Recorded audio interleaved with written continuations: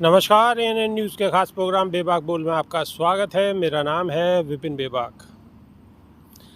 हरियाणा के चुनाव के प्रचार में नेता मजबूती के साथ लगे हुए हैं और राजनीतिक सरगर्मी बंद है और हम यानी कि एएनएन न्यूज़ की टीम भी चुनाव कवरिंग के लिए निकल चुकी है और हम रेवाड़ी के नज़दीक है, लेकिन नेटवर्क नहीं होने के कारण हम लाइव नहीं कर पाए। इसलिए हमने सोचा, हमारे साथ कुछ कांग्रेस के नेता मौजूद हैं, हमने सोचा क्यों ना यहीं पर प्रोग्राम किया जाए, तो हमने यहीं से प्रोग्राम करना मुनासिब समझा। हमारे साथ अरुणेश यादव मौजूद है। स्वागत है साहब। जी नमस्कार। सुमिति यादव मौजूद हैं जी धन्यवाद साहब। और हमारे एएनएन न्यूज़ के खास पत्रकार हमारे साथ जुनैद अंसारी मौजूद हैं। तो सभी का स्वागत है।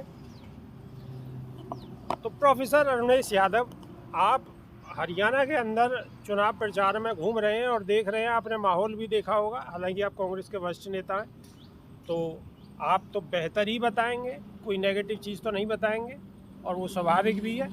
लेकिन जिस हिसाब से बीजेपी दावा कर रही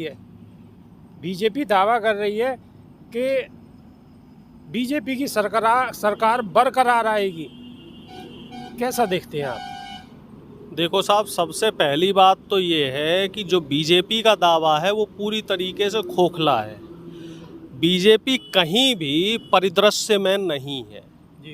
पहली बात हम आपको बता रहे हैं कि इनका जो सबसे ज़्यादा नकारात्मक पहलू है वो है किसान इनसे नाराज़ है और बहुत अच्छी तरीके से नाराज़ है।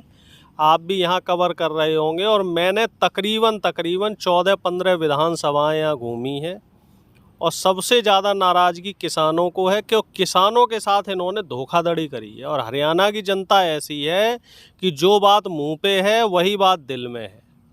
दिल में और मुंह पे अलग अलग बातें नहीं रखती है।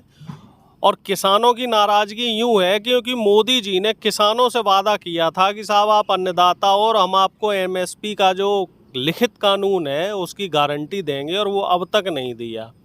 और जब शंभू बॉर्डर पे किसान आंदोलन 2 शुरू हुआ तो किसानों को गोलियां चलवाई और 100 से ज़्यादा उसमें किसान आपके जो है शहीद हुए।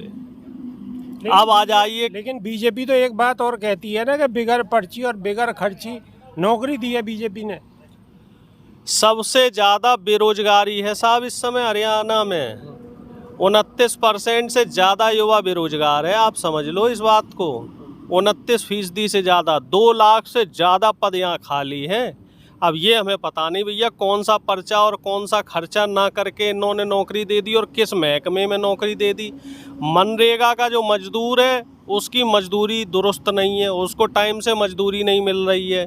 इसके अलावा यहाँ गांव-गांव में चौकीदार रखे गए हैं ठेके पे, वो भी अनियमित हैं, उनको भी टाइम से तनख्वाह नहीं दी जा रही।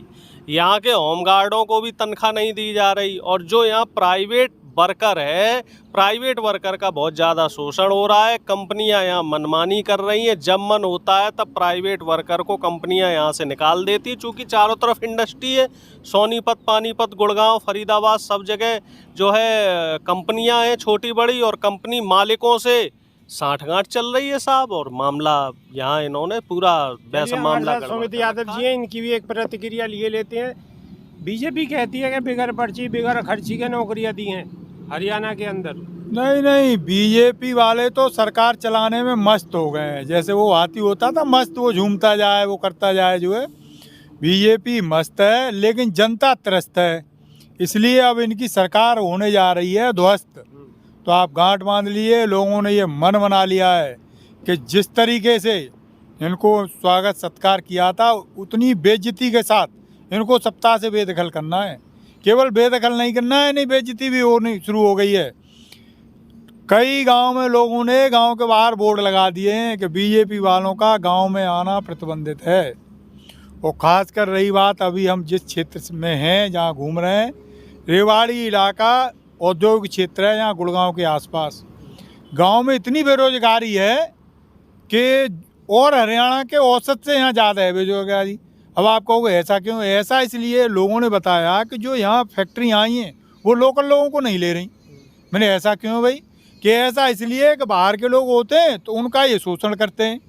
उनसे पता लगी 10 की जगह 12 घंटे काम करवा रहे हैं, 15 घंटे काम करवा रहे हैं। लोकल आदमी चूंकि अपना शोषण होने नहीं देता, इसलिए लोकल को ये नौकरी पे ही नहीं रखते।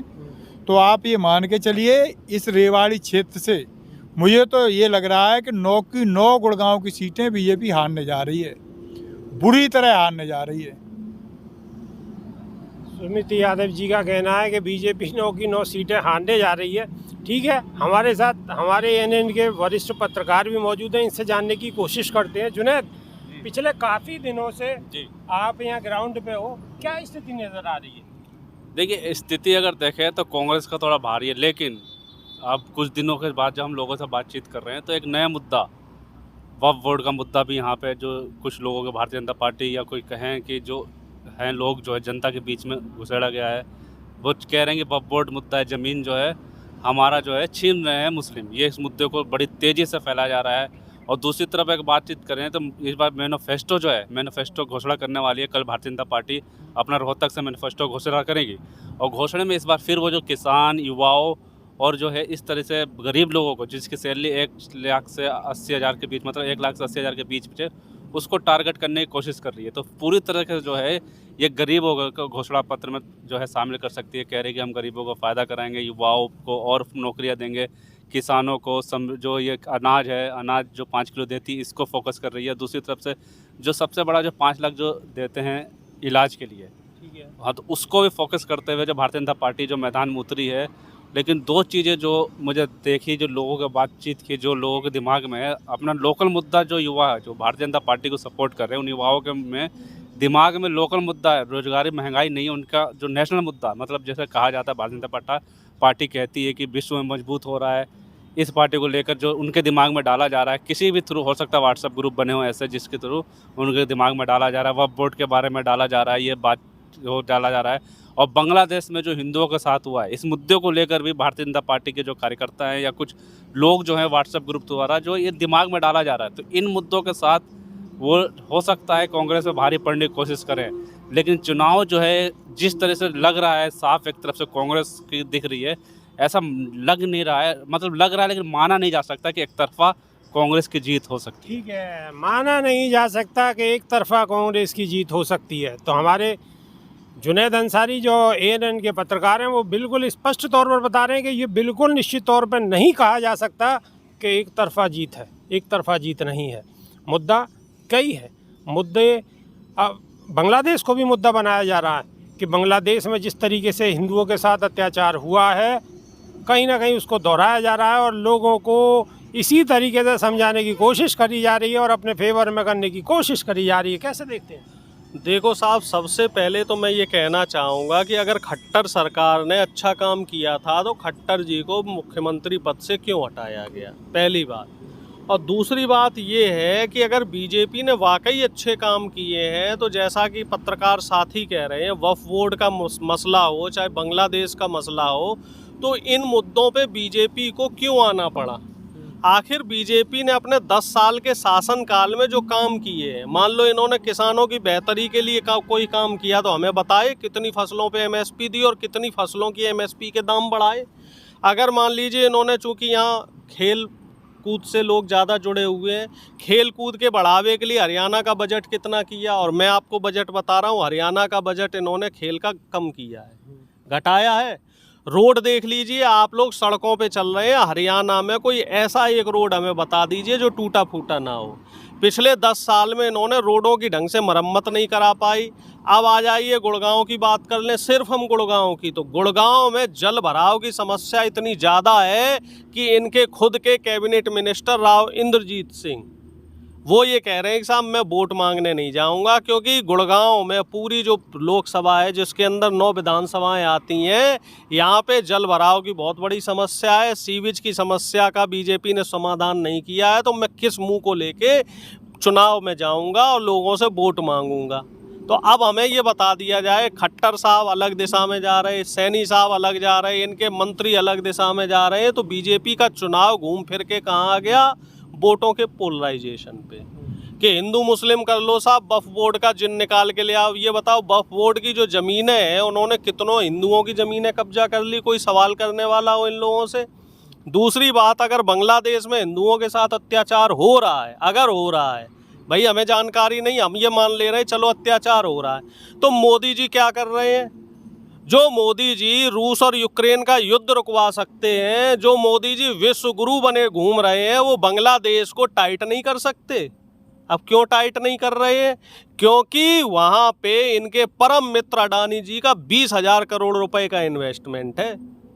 तो अडानी जी से मित्रता की खातिर ये वहाँ के हिंदुओं को मरवा सकते हैं, लेकिन साहब मित्रता पे आँच नहीं आनी चाहिए। इसी वजह से ये बांग्लादेश में जो हमारी विदेश नीति है वो कमज़ोर हुई पड़ी है। आप ये समझ लो, बांग्लादेश हमने बनाया। देश के जब पाकिस्तान से जब हमारा युद्ध हुआ, तो जब पाकिस्तान के 2 टुकड़े किए गए, तो बांग्लादेश इंदिरा गांधी जी द्वारा बनाया गया था। और देश का दुर्भाग्य है कि अब वही बांग्लादेश हमें आंखें दिखा रहा है। बांग्लादेश के जो अभी नए प्रधानमंत्री बने हैं, वो मोदी जी को नसीहत देते घूम रहे हैं। और ऐसी क्या मजबूरी है कि जो निवर्तमान प्रधानमंत्री शेख हसीना जी को प्रधानमंत्री ने यहाँ शरण दे रखी है। भाई उनका अंदरूनी मामला है, इन्हें यहाँ से रफा दफा करो ना। आप यहीं पे बांग्लादेश के खिलाफ नफरत बो रहे हो, युवाओं को भड़काने का काम कर रहे हो, और यहीं की प्रधानमंत्री को आप पनाह दिए घूम रहे हो। आप और आपकी पार्टी इसके खिलाफ है क्या? हमारा तो सीधा कहना है, बांग्लादेश में जो हिंसा हो रही है उसमें सरकार ने सेना क्यों नहीं भेजी? क्यों हिंदू शरणार्थियों के साथ वहाँ पे ये दुर्दशा हो रही है, उनके साथ बदसलूकी हो रही है?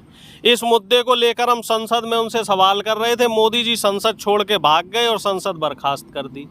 मोदी जी सवालों से डर रहे हैं, इसीलिए घुमा फिरा के इधर उधर की बातें की जा रही हैं। प्रोफेसर अवनीश यादव, एक और अनुराग ठाकुर का एक बयान आया है, अभी ट्विटर पे ट्रेंड कर रहा है, एक्स पर ट्रेंड कर रहा है, और उन्होंने कहा है कि विनेश फोगाट जो इस टाइम हरियाणा की राजनीति में एक मेन केंद्र बिंदु बन गया है, मतलब कहीं ना कहीं अगर ये कहें कि कांग्रेस के लिए वो रामबाण साबित होंगी, ये भी कहीं गलत नहीं होगा अगर ये कहा जाए। जिस हिसाब से विनेश फोगाट को हरियाणा के अंदर क्या बल्कि देश के अंदर जो लाड़ प्यार मिल रहा है, जैसे हम ग्राउंड पे हमने देखा है, तो कहीं ना कहीं कांग्रेस को भी उसमें फ़ायदा होता हुआ नज़र आ रहा है। और यही फ़ायदे को देखते हुए जो सांसद अनुराग ठाकुर हैं, उन्होंने कहा है कि विनेश फोगाट उस पार्टी में गई हैं जिन्होंने कॉमनवेल्थ घोटाला किया था,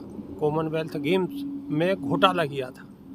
2 सवाल हैं जी, या मेरी 2 प्रतिक्रियाएं हैं। हाँ जी। पहली प्रतिक्रिया तो ये है कि अनुराग ठाकुर जी जो पहले खेल मंत्री हुआ करते थे, अब सिर्फ सांसद हैं। पिछले 10 साल से क्या कुंभकर्ण की नींद सो रहे थे? ये कॉमनवेल्थ घोटाला अगर मान लीजिए किसी पार्टी ने किया है, तो आपने उसकी जांच क्यों नहीं करवाई? और विनेश फोगाट को कांग्रेस का दामन क्यों थामना पड़ा? ये भी सवाल होना चाहिए कि आखिर वो कांग्रेस में क्यों गई, जबकि मोदी जी के साथ उनकी फ़ोटो है, उनके वीडियो, और मोदी जी ने उन्हें देश की बेटी कहा और अपने घर की बेटी कहा। फिर वो कांग्रेस की तरफ क्यों गई? क्योंकि इन्हीं के मंत्री ने, ब्रजभूषण शरण सिंह ने इन खिलाड़ियों को शर्मसार किया, इन खिलाड़ियों के साथ बदसलूकी करी, इनके साथ दुराचार किया, इनके साथ अभद्र हरकतें हुई। और जब ये खिलाड़ी पुलिस के पास गए और ये खिलाड़ी जब सरकार से शिकायत करने गए, तो इनकी कोई सुनवाई नहीं हुई साहब। तो इस वजह से कांग्रेस ने इनको सहारा दिया, और सहारा सिर्फ इसलिए नहीं दिया, ये सहारा कोई राजनीतिक सहारा नहीं था। हम तो ये कह रहे थे कि मोदी जी सहारा देते, और एक प्रधानमंत्री का काम था ये। जब प्रधानमंत्री देश की नहीं सुन रहा है, देश के आम जनता की नहीं सुन रहा, देश की बेटी की नहीं सुन रहा है, तो एक मजबूत विपक्ष होने के नाते इंद्रदेव चाहते हैं कि ये प्रोग्राम हम अंदर करें, तो अंदर प्रोग्राम करते हैं। बारिश आ चुकी है और हम और हमारा कैमरा और माइक भीग सकता है, तो आइए थोड़ा सा इंतज़ार करिए, थोड़ा अंदर चलकर फिर शुरुआत करते हैं। हालांकि प्रोग्राम हम जारी रखेंगे, प्रोग्राम बंद नहीं करेंगे। तो चलिए, अब कोई दिक्कत नहीं है, अब आ चुके हैं हम अंदर। तो यही सवाल हम सुमिति यादव जी से करेंगे। सुमिति यादव जी, अनुराग ठाकुर का बयान आया है, और जो उनका नया बयान एक्स पर ट्रेंड कर रहा है, उन्होंने सीधा सीधा कहा कि विनेश फोगाट उस पार्टी में गई हैं जिस पार्टी में कॉमनवेल्थ घोटाला हुआ था। विनेश फोगाट जो है इनके घमंड को चूर चूर आप करने बैठ जा रही सकते हैं, हैं। आराम से बैठ सकते हैं, कोई दिक्कत नहीं। बोलिए बोलिए। विनेश फोगाट जो है इनके घमंड को चूर चूर करने जा रही हैं। इनका घमंड अभी आप देखना जो है, जो घमंड इनका सिर चढ़ के बोलता था, अब वो बिल्कुल चूर चूर होने जा रहा है। और हरियाणा के लोगों ने ये केवल एक बेटी की बेइज्जती नहीं किया था, इन्होंने हरियाणा के सभी लोगों ने अपनी ये मान लिया कि हमारी बेटी की बेइज्जती करी है। तो अनुराग ठाकुर चूँकि उन्हें मंत्रालय तो मिला नहीं है, तो वो उस जुगाड़ में कि शायद मैं कुछ कह सुन दूँ ऐसा कि मोदी जी को अच्छा लग जाए, तो हमको बड़ी अच्छी सलाह देंगे उन्हें जो है, चाहे भले हम दूसरी पार्टी के हैं, कि ऐसे बयानों से काम नहीं चलेगा साहब। ऐसे बयानों से काम नहीं चलेगा। तो जुनैद, ये अनुराग ठाकुर का जो नया बयान आया है, मेरे ख्याल से इस दौरान में, इलेक्शन के दौरान में ऐसा बयान देने की आवश्यकता तो नहीं थी। अब क्या सोचा होगा उन्होंने, क्या सोच के ये बयान दिया होगा? बयान लगातार तो भारतीय जनता पार्टी के नेता जो है बयान दे रहे हैं, लेकिन विनेश फोगाट को लेकर जो हरियाणा की जनता में है, अच्छा, मेरा एक और कहना है कि विनेश फोगाट पे इस तरीके का अब बयान देना वो और ज़्यादा घातक साबित हो सकता है। बिल्कुल घातक साबित हो रहा है भारतीय जनता पार्टी के लिए। विनेश फोगाट के साथ जो कुछ भी हुआ, कहीं ना कहीं अगर हरियाणा के लोगों के बाद जब विनेश फोगाट के साथ बात आती है तो कहीं ना कहीं एक साथ जुड़े हुए नजर आ रहे हैं लोग, चाहे कोई भी बिरादरी हो, 36 बिरादरी हो, इसमें कोई बंटवारा नहीं है। इसीलिए एक तरह से मतलब ये कहीं ना कहीं एक ऐसा मुद्दा है कि वो बेटी के नाते से इस मुद्दे को पूरा हरियाणा का पूरा देश ले रहा है। पूरा देश ले रहा है, और एक बेटी के रूप में कि हरियाणा की बेटी है, तो इस तरह से एक है कि बौखलाहट जो है ये नज़र आ रही है। ये पहली बार नहीं है किसी भारतीय जनता पार्टी के नेता का इस तरह से बयान आया, इससे पहले बहुत सारे बयान आ रहे हैं। हालांकि इनका एक पहला बयान आया था कि गोली ... तो चलिए वो दौर और था, वो मुद्दा दिल्ली चुनाव के बाद दिल्ली चुनाव के लिए था। लेकिन ये अब इस तरीके का इन्होंने जो बयान दिया है वो कहीं ना कहीं और इनके फेवर में तो नहीं जाने वाला। नहीं जाएगा, दिल्ली चुनाव में भी नहीं गया था। आपको याद होगा जब जो बयान दिया था, उस बयान को मैं यहाँ पे नहीं लाना चाहता। ये बयान भी दे के ये कह रहे हैं कि इससे पहले कि इतने करोड़ रुपए खर्च हम उस खिलाड़ी पे किया विनेश फोगाट पे। अच्छा, पूरा हिसाब किताब भी बता रहे हैं। क्या मतलब इस खिलाड़ी खर्च किया? आपके दायित्व है, जारी जनता टैक्स देती है, चाहे सब कुछ है, खर्च करना फर्ज है। अगर आप खर्च गिनवाओगे खिलाड़ियों पे, ये कोई बात नहीं। मतलब इसके साफ तो रहे कि कुछ मुद्दा बचा नहीं है। देश की जनता का टैक्स का पैसा है, उसे ही आप लोग खर्च कर रहे हैं। आप लोग अपने घर से तो पैसे नहीं ला रहे, तो इस तरीके का बयान से शायद बचना चाहिए तो बेहतर होता। हाँ, बचना चाहिए। बचने का कोई मतलब नहीं है। 10 साल में अगर दूसरी तरफ से देखा जाए तो 10 साल सरकार में है। 10 साल में जब सरकार में कोई होती है तो क्या काम गिनाया जाए, ये एक महत्वपूर्ण है कि काम गिना, कितनी नौकरियां दी हैं, कितनी सड़क बनाई हैं, क्या महंगाई कम हुई है, ये सब कुछ तो है नहीं। पूरी जो भारतीय जनता पार्टी, एक विनेश फोगाट और एक हुड्डा परिवार, इस पे पूरी तरह टारगेट करता हुआ नज़र आ रहा है।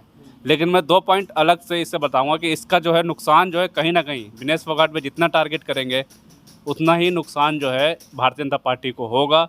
और इसी वजह से आला कमानों ने जो है अपने नेताओं पे लगाम लगाया है कि आप विनेश पे नहीं बोलेंगे, चाहे ब्रजभूषण सिंह हो। आपको कहीं ना कहीं विनेश पे बोलने से वो उन्होंने बिल्कुल मना कर दिया। मना किया हुआ है कि भाई किसी भी तरीके से आप विनेश पे सीधा नहीं अटैक करेंगे। अटैक नहीं करेंगे, क्योंकि ये एक है ना कि हरियाणा के लोग थोड़ा वो होते हैं, भावुक लोग होते हैं और जल्दी किसी चीज़ से जुड़ जाते हैं। जब जुड़ते हैं तो दिल से जुड़ते हैं, ये नहीं कि वैसे भी पहले भी किसान आंदोलन है, मनो किसान आंदोलन आज भी हरियाणा और पंजाब के बॉर्डर पे चला हुआ है। तो कहीं ना कहीं किसान, और फिर अब ये बेटी का सवाल, अब किसान और बेटी ये दोनों जमीन से जुड़े हुए मुद्दे हैं हरियाणा के अंदर। चलिए प्रोफेसर रमेश यादव जी, विनेश फोगाट के लिए जो अनुराग ठाकुर ने कहा है, कैसा मानते हैं?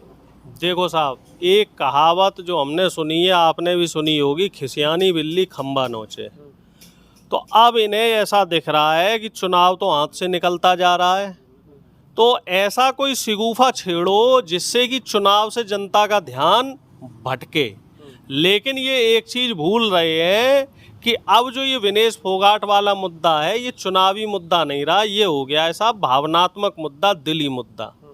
और लोगों का इससे बड़ा, एक तरीके से हम कह सकते हैं कि बड़ा भावुक एक कनेक्शन बन गया है विनेश फोगाट से। तो विनेश फोगाट चुनाव नहीं लड़ रही हैं, जनता उन्हें चुनाव लड़ा रही है और जनता ही चुनाव जिता रही है साहब। तो मेरी सलाह है बीजेपी को कि विनेश फोगाट को लेके किसी भी तरह की बयानबाजी अगर बीजेपी द्वारा ना की जाए तो उनकी बेहतरी होगी, क्योंकि लोकतांत्रिक देश में हम ये चाहते हैं कि विपक्ष द्वारा स्वच्छ राजनीति की जाए। इस तरह की ओछी राजनीति नहीं करनी चाहिए। राजनीति का एक स्तर होता है, उस स्तर से राजनीति को नीचे नहीं गिराना चाहिए। इतना भी ना गिर जाओ साहब कि कल को जब आप विपक्ष में बैठो तो आपको भी शर्मिंदगी महसूस करनी पड़े।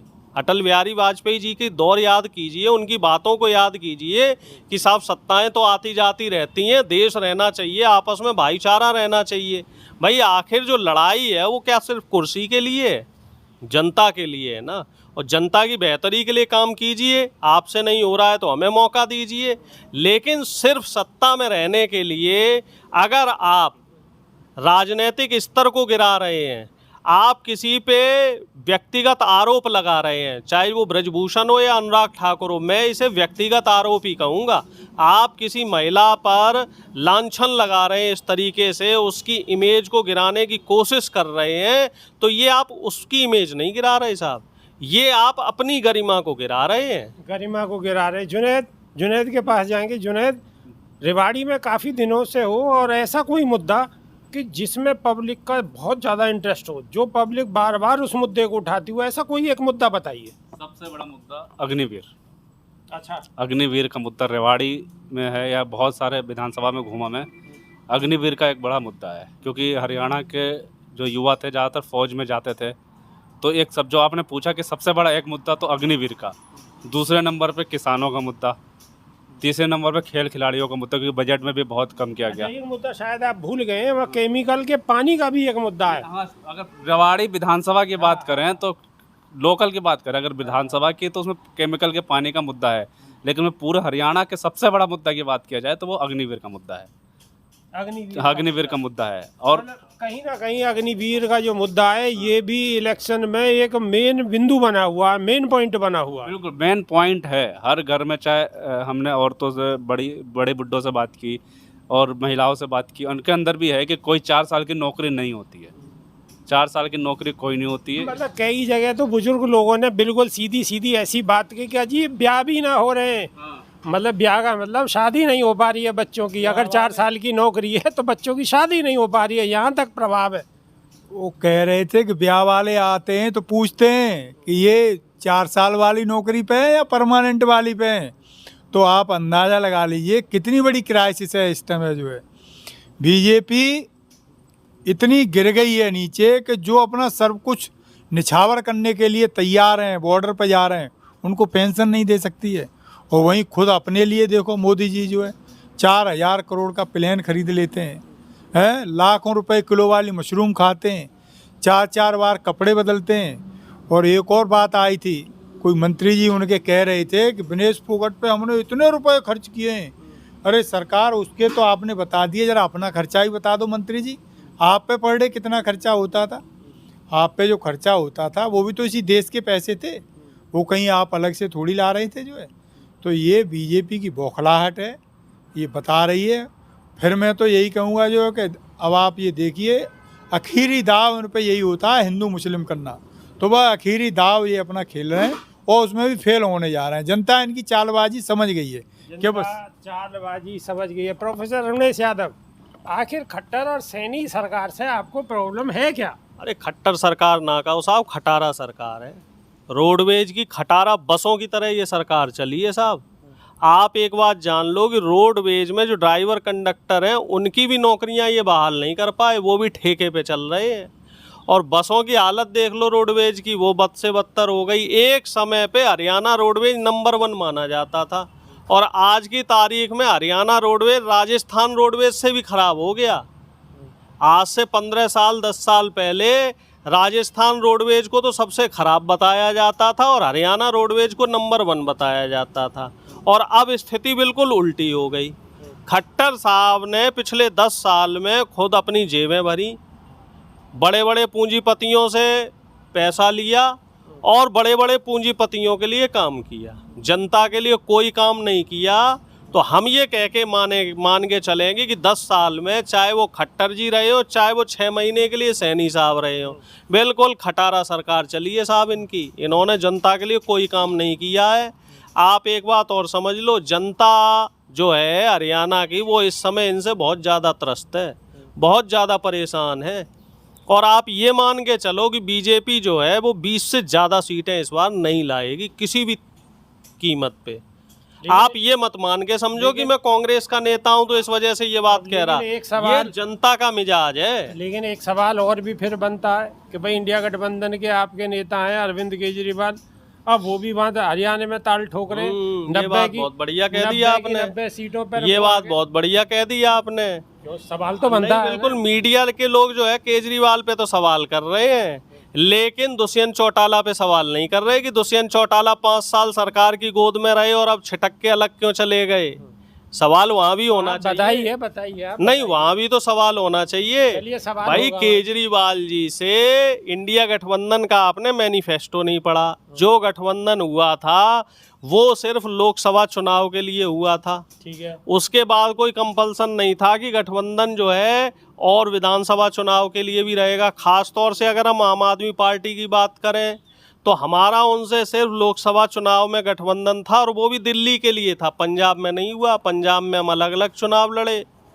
तो अब ये मान के चलो कि हमारी जो सीटों पे बात होनी थी, हमने 4 सीटें उन्हें ऑफर करी थी, वो 10 सीटें मांग रहे थे, तो हमारा तालमेल नहीं बना क्योंकि आम आदमी पार्टी ज़रूरत से ज़्यादा सीटें मांग रही थी। अच्छा, आप फायदे नुकसान अपना देखते हैं और गठबंधन कर लेते हैं कि अब कि ये लोकसभा में गठबंधन है, अब ये विधानसभा में गठबंधन है, और जनता कहीं ना कहीं इसी उलझन में उलझ कर रह जाती है। जनता बहुत समझदार है साहब, जनता के हिसाब से ही गठबंधन होते हैं। जहाँ ज़रूरत होती है कि गठबंधन होना चाहिए वहाँ होता है, और गठबंधन जो है वो नेचुरल अलायंस होता है। जैसे हमारा समाजवादी पार्टी के साथ नेचुरल अलायंस है, हमारा आरजेडी के साथ नेचुरल अलायंस है, वो आपके साथ नहीं करती हुआ। है, जनता करती है। आपके साथ देखिए, हम गठबंधन करते हैं, हमने पहले और भी पार्टियों के साथ किया, लेकिन जो हमारा वोटर है, जो हमारा बूथ लेवल का कार्यकर्ता है, जब उस चीज को एक्सेप्ट नहीं करता है तो फिर वो हमें गठबंधन तोड़ना पड़ता है। क्योंकि कोई भी गठबंधन जो होता है ये तो कांग्रेस के नेता के बीच में ही होनी चाहिए। ये कांग्रेस के नेता हैं, ये नहीं बताएंगे, ये गोल गोल घुमाने की बात करेंगे। हम जुनैद के पास चलेंगे इस सवाल को लेके। जुनैद अंसारी, एक बात बताओ,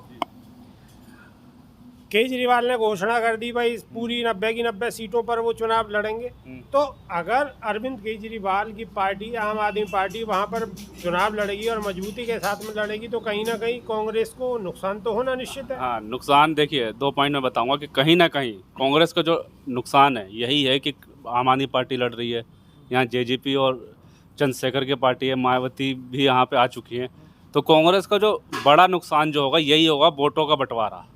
ये जो एक्सपर्ट बता रहे हैं, पॉलिटिकल एक्सपर्ट है, हालांकि जनता की अगर बातचीत की जाए तो उतना क्रेज जो है आम आदमी पार्टी और किसी पार्टी का लग नहीं रहा। लेकिन फिर भी जब पार्टियां लड़ती है, क्योंकि नुकसान क्या कि 10 साल से सरकार है, तो भारतीय जनता पार्टी से जनता नाराज़ है।